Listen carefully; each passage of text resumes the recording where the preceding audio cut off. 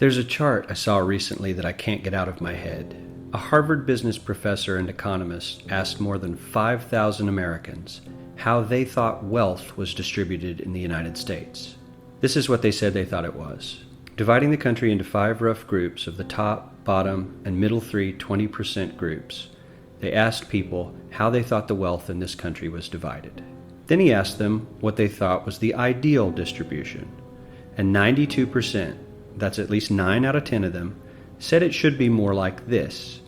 In other words, more equitable than they think it is. Now that fact is telling, admittedly, the notion that most Americans know that the system is already skewed unfairly.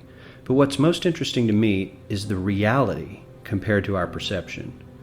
The ideal is as far removed from our perception of reality as the actual distribution is from what we think exists in this country. So ignore the ideal for a moment. Here's what we think it is again. And here is the actual distribution. Shockingly skewed. Not only do the bottom 20% and the next 20%, the bottom 40% of Americans barely have any of the wealth. I mean, it's hard to even see them on the chart. But the top 1% has more of the country's wealth than 9 out of 10 Americans believe the entire top 20% should have. Mind-blowing. But let's look at it another way, because I find this chart kind of difficult to wrap my head around.